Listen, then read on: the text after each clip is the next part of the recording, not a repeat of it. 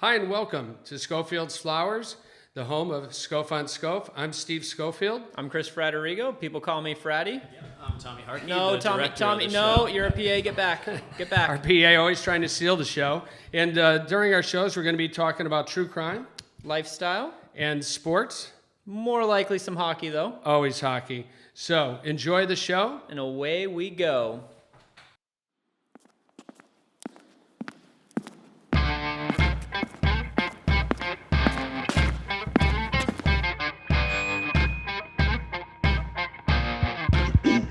Ladies and gentlemen, children of all ages, welcome to Schofield's Flowers podcast, home of Scof on Scof.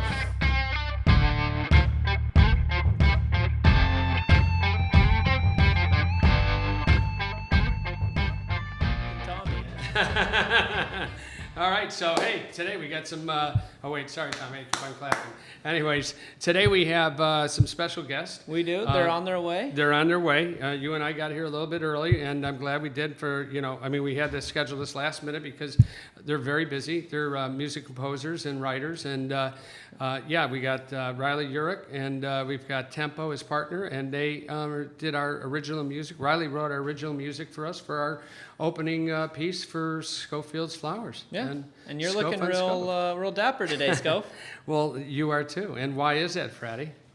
We have a little piece about Capone today. We're going to talk about the Italians in the mob history today. Yeah, I know. I try to keep it to just the Irish, being that it's Schofield's, But I got to give in once in a while. And you have trouble with those Italian names, so I get it. Yeah. That's why I'm Fratty, not Fraterrigo. Yeah. After the T, it just gets lost. Scally, So, anyway, they're going to be here shortly. And, there they are.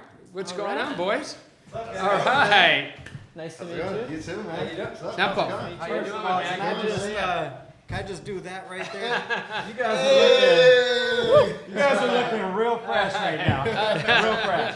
Just make sure you're talking to the mic, guys. Yeah. You can just pass it back and forth throughout the episode. You guys are looking good. Well, thank you, man. Thank you. We got, we do talk about true crime on this show. And, we all decided that, we were going to talk about Capone because we're always talking about the Irish. So Fratty had to get a little, huffy there. And I know you're an Irishman. Give me 5. Yeah. and before we get into everything, Yeah. can you guys just introduce yourself to our guests who may not know you? Of course. I'm Riley Urich. I'm a music producer, engineer. I do mixing. I do mastering. I wear a few hats in the music industry. And as you guys know, I helped Steve with his intro music with Schofield Flowers. And this is my partner that I do a lot of work with, Tempo. Hey, how's it going? Tempo. You can see he knows how to hold the mic, right? Yeah. I never hold the mic. I just stay behind Right? Yeah.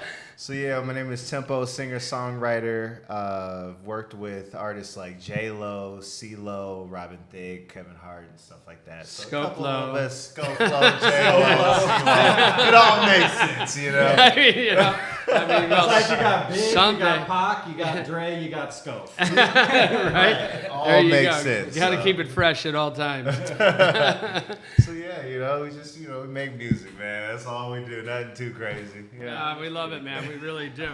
And, we're just waiting on our, he likes to call himself the director.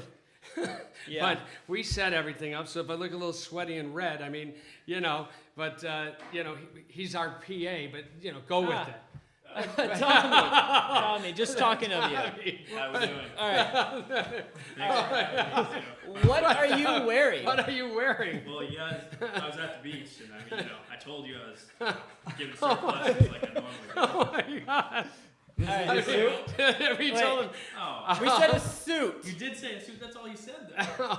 Who wears their wetsuit to the podcast? Podcast. I mean, come on. Oh, I'm an John. instructor. Get out of the shot. Get out of the shot. You're done. You're done. You're done. wet? Oh my God.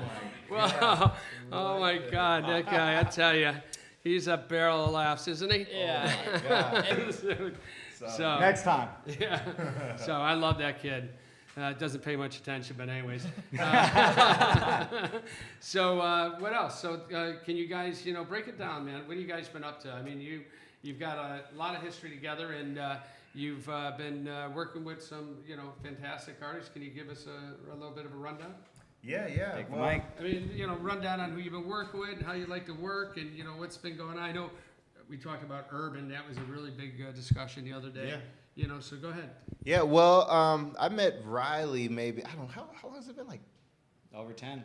gosh, like 12 years or something like that, man, something like that. And, we just clicked, man. We just been working ever since then, and we've, had the opportunity to work with some really big name artists. A long time ago, we met with Master P and ended up working and doing it. Yeah, I've been, working with him a long time ago. Then we, got into a lot of television stuff, and it just kind of just took off from there, and dabbling both sides between the record industry, and television and stuff like that. And it's been a blast, man. I've met some amazing people, and since it's creative, it's it's all just fun. It doesn't really feel like work. We're just having a good time, and it's. I got to bring up, and I didn't mean to interrupt you, but I don't want to forget it. I don't want to have a senior moment here.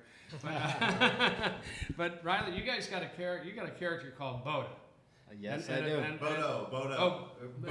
Whatever you want to call it. I'll be saying Bodo to the day I die. Sorry. Whatever you want to call it. So. Is it Boda Fett? Is that what it is? I think he was already created. Oh, you're straight there. No, don't get me doing any karate. But Riley, give us a rundown on Bodo. Okay. Yeah. So I'm a very diverse music producer, but I've recently branched into EDM, and there's a particular genre that I'm in love with. It's called future bass. Wow. Future bass gives a producer an opportunity to shine. Right. Big chords, big progressions, big drums, big sound effects. Exactly. Trying to be gangster like you guys. Somebody punch you out, getting all smart ass. So anyways, I'm not really the guy to be in the front.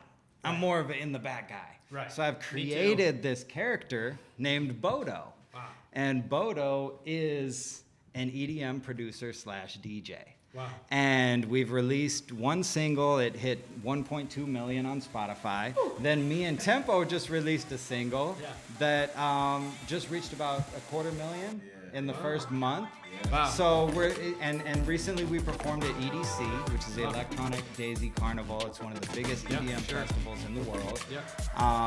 And because of my partner Youssef, we were able to team up with people to put us on one of the art carts and ride around in the parade in EDC. It was really awesome. Oh, wow, that must have been fun. Because, So everybody's dressing up crazy. Right? Oh, it was it's nuts. It's just nuts, right? Glow sticks coming out of your ears. I couldn't even believe what I was seeing. It was an experience for me. Yeah. How many million viewers has the Schofield's Flowers podcast hit yet?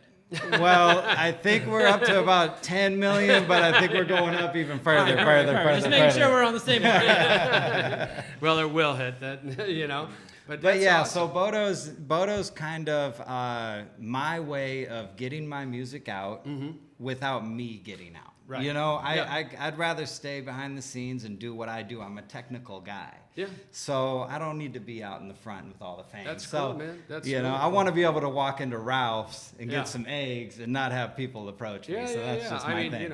Anytime I've seen, like music videos with cartoons, but real singing, it's fantastic. I love characters and, the opening, of course, you just did the podcast and, that's been fantastic. So, what about podcasting? I mean, you guys are starting to get into it a little bit more since you jumped in with us, right? Yeah.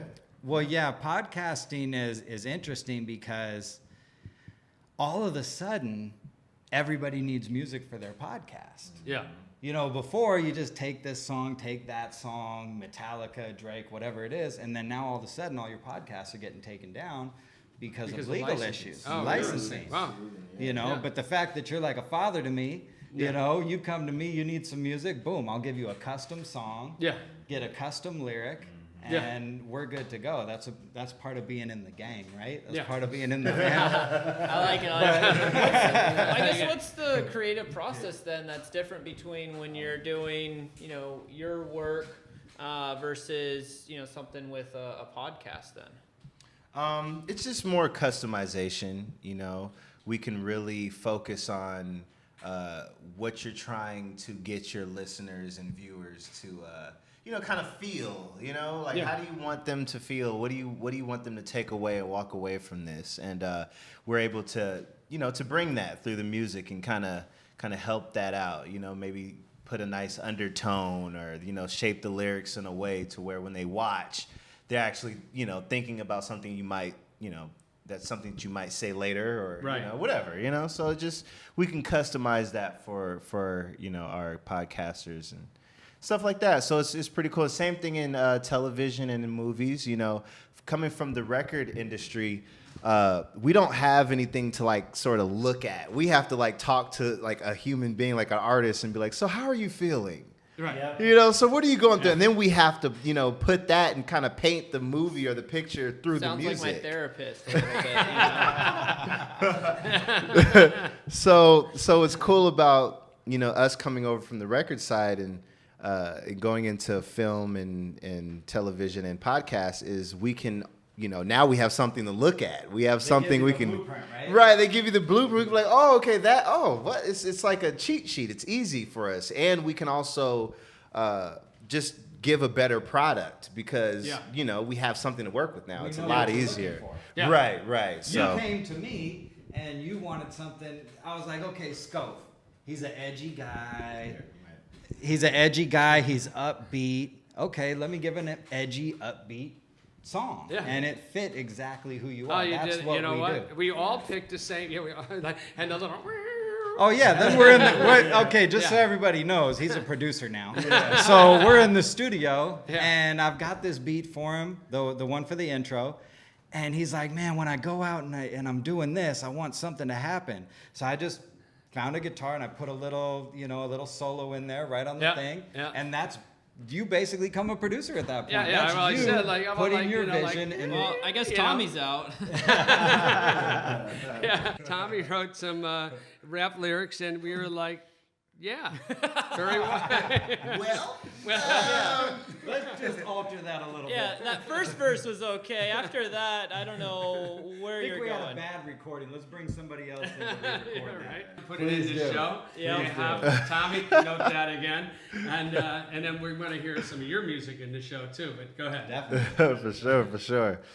So yeah, when it comes to lyrics and melody, when it comes to like pop lyrics and kind of mainstream, the thing is you have to be very aware of the times. You have to be in the clubs. You have to, collab with other young writers, who are, in the clubs too, or just going to house parties. And because it's a vibe too. The lyrics have a vibe and emotion too.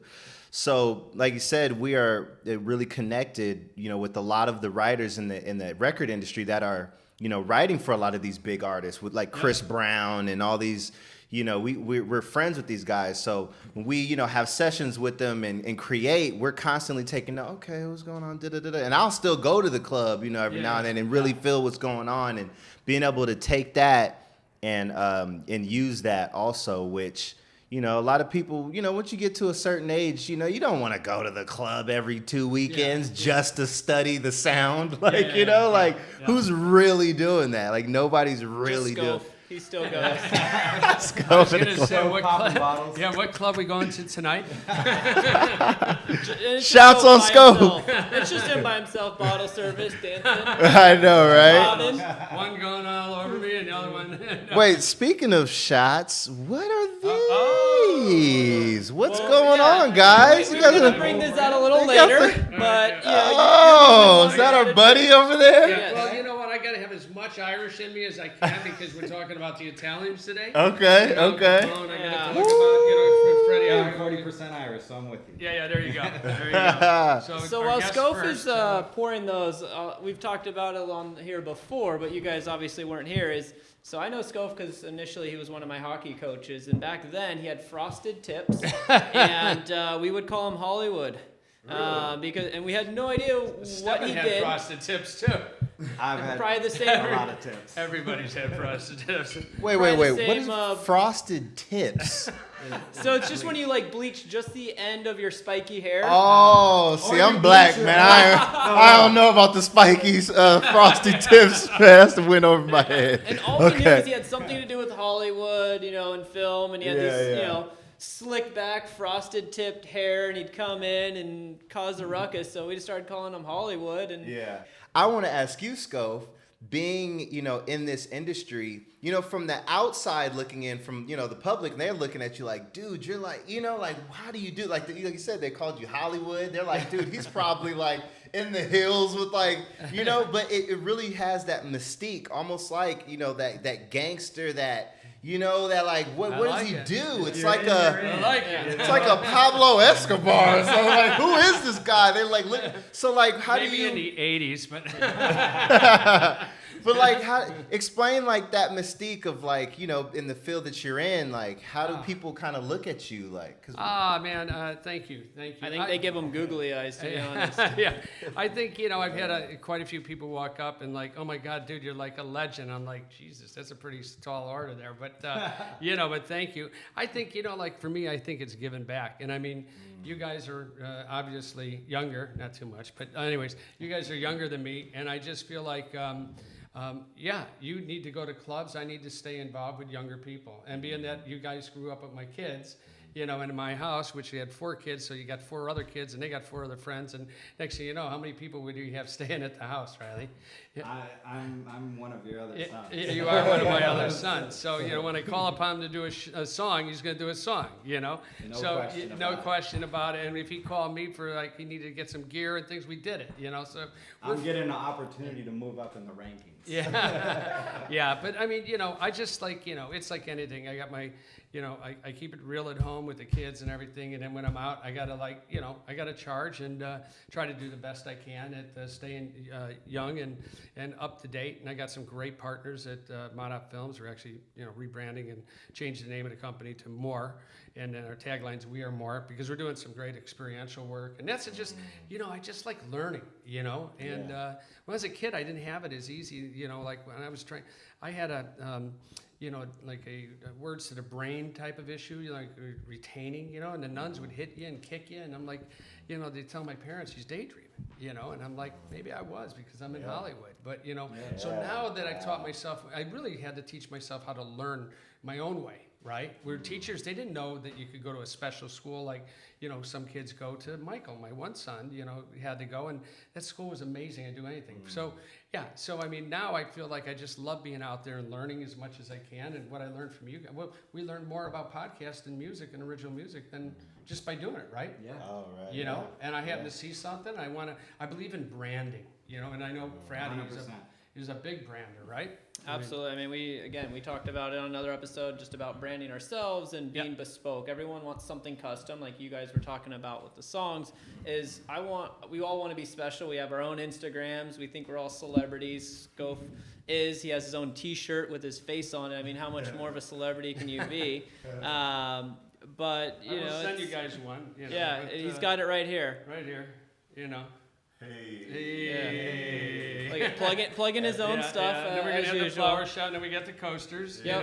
But that's my business card. So it's like that's a real business card, and I just why go small when you can go big, right? Right. Exactly. So I think we need to take these shots. Yep. And then we need Tempo to sing us a little melody. So we're gonna clear your palate.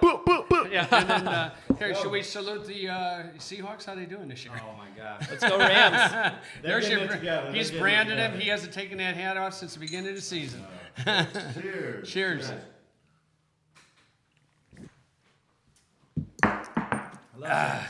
Jameson's the best. Smooth. Woo! You want a water? Oh man, I needed one of those beers. Tommy. Tommy, we all go Tommy. guys Even got Riley it. said Tommy. Some podcasters.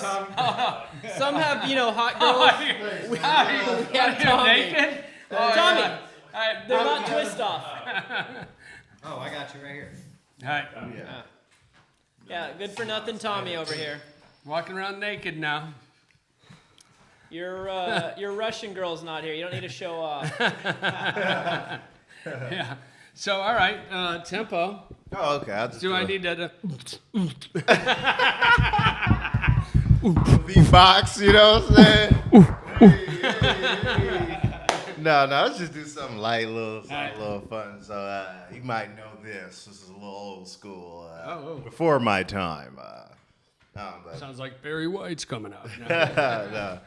I wanna love you and treat you right. I wanna love you every day and every night. We'll be together with the roof right over our heads. We'll share the shelter, oh yeah, of my single bed. Anyway, Oh my God! a little bit of something. I don't even know if those are the exact lyrics or where it comes in. Whatever. Okay. It doesn't matter. That was beautiful. I mean, Thanks. so who's gonna up that? Tommy, you want to try? Alrighty, tell me. Tommy, come on, come Tom, on. let's hear, Come on, Tommy. Oh, Tommy's been rapping. You know. Alright, let's go. Yeah. All right, yeah, you're done. Get out of here. Thanks, Tommy. Tommy. Nope. Tommy. Sit down and mark it, Tommy. He's always trying to steal some Get back to quality Instagram, mic time, please. whether it be in a black suit or a fucking wetsuit or he's naked.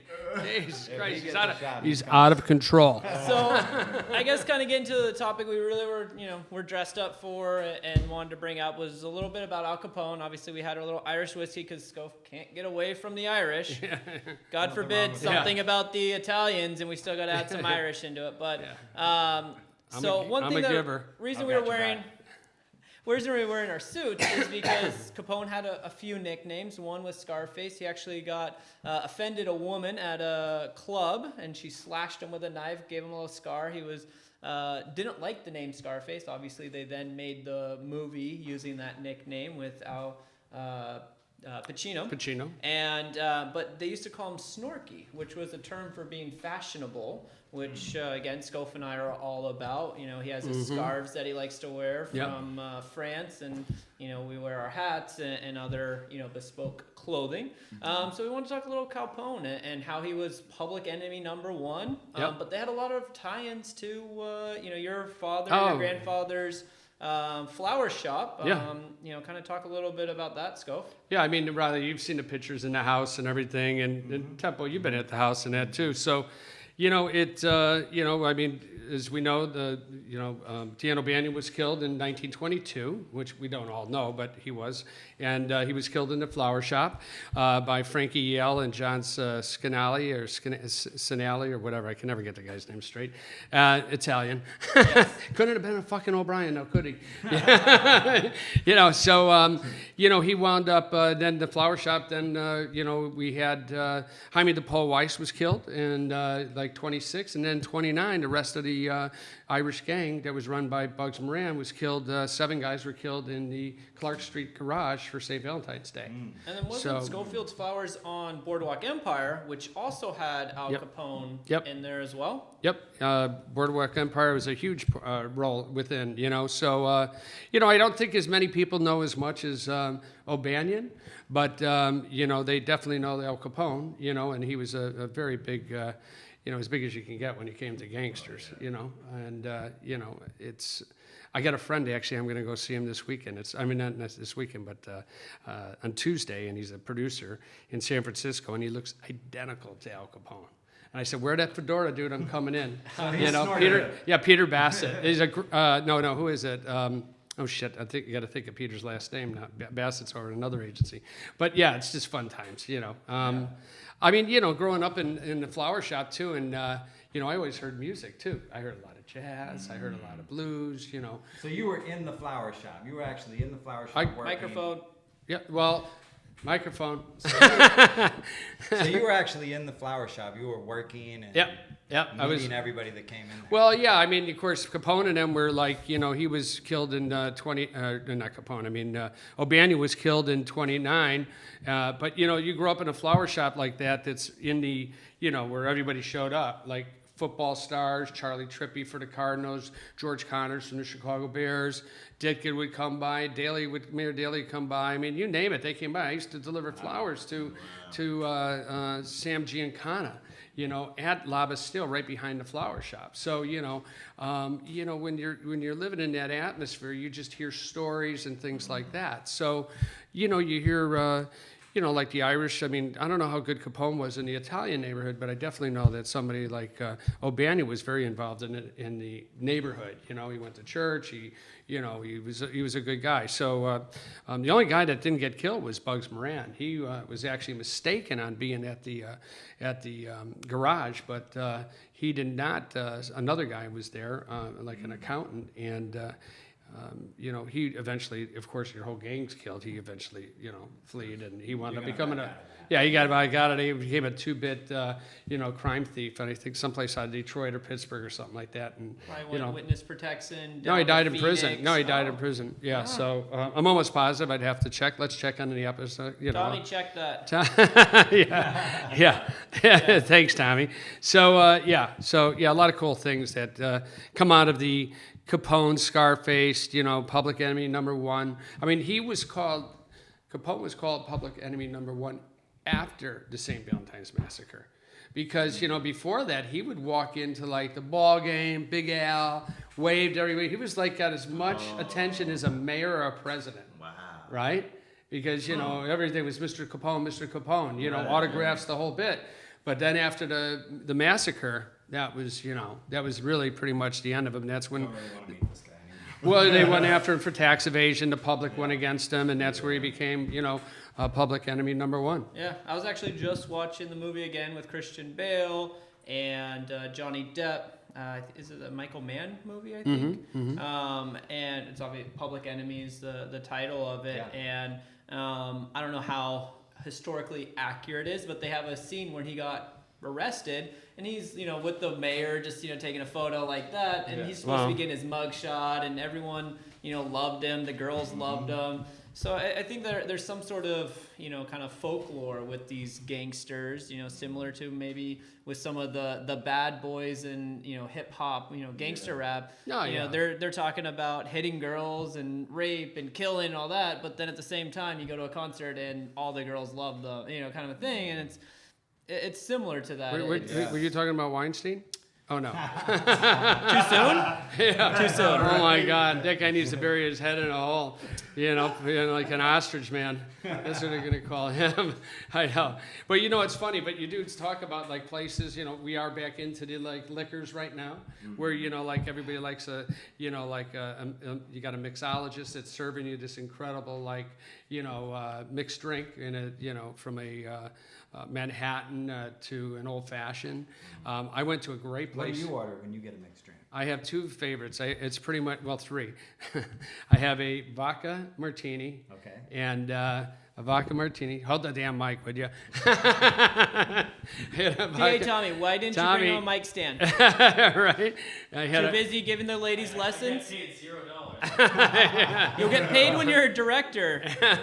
So so I like a good Belvedere Martini with a touch of dirt and a little wash of vermouth and with 2 olives and the stuffed olives if they have them, blue cheese. How about, what about you? You know what? Recently, I just do like a Patron and pineapple. Oh. Yo, I know, because I only usually do like and pineapple. I never even heard of that. Yo, I know, and Does it have a name? I did a Patron and pineapple, and it just works. If I don't do Is that, that the next song? Is it a double P? That sounds like a very- song. Patron and pineapple. That sounds like something. Like a wine song? Hey, Patron and pineapple.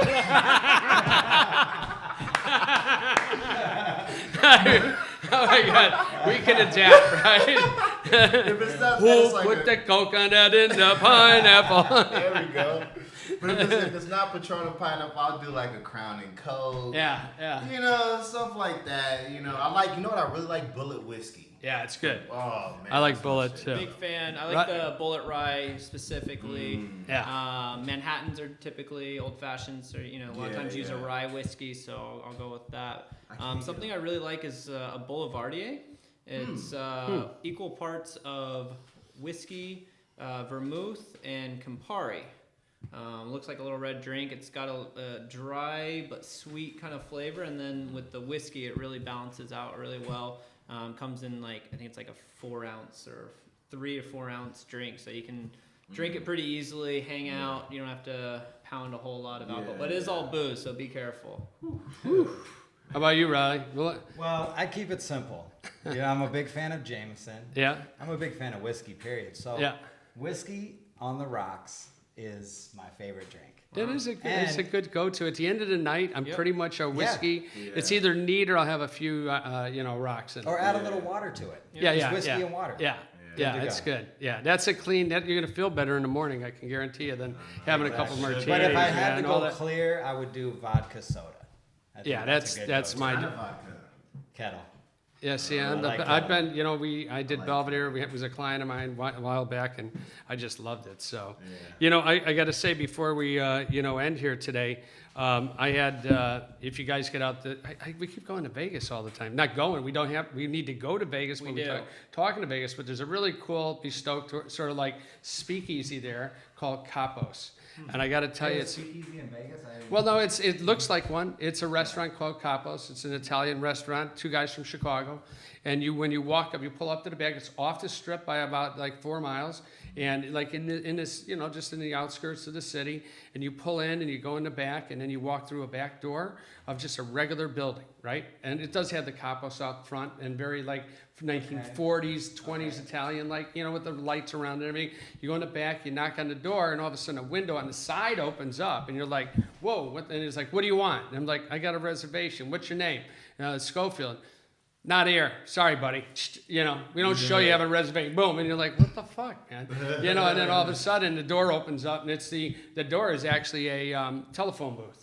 No way. Oh, yeah, it's cool. You guys got to go because then, and so we did film an episode before I got in working with Fratty and that, and I want to actually go back there because they got the Capone sauce. That's why I'm bringing this up. So he got the rights to the Al Capone sauce, and they grew up on Taylor Street in Chicago, where was a very big area for that. And you go in there, and they got the guys singing, at the lounge and the piano and the whole bit, and the red booths. Yeah, so you got to go, and when you go, you got to go gangster. You got to go. Yeah.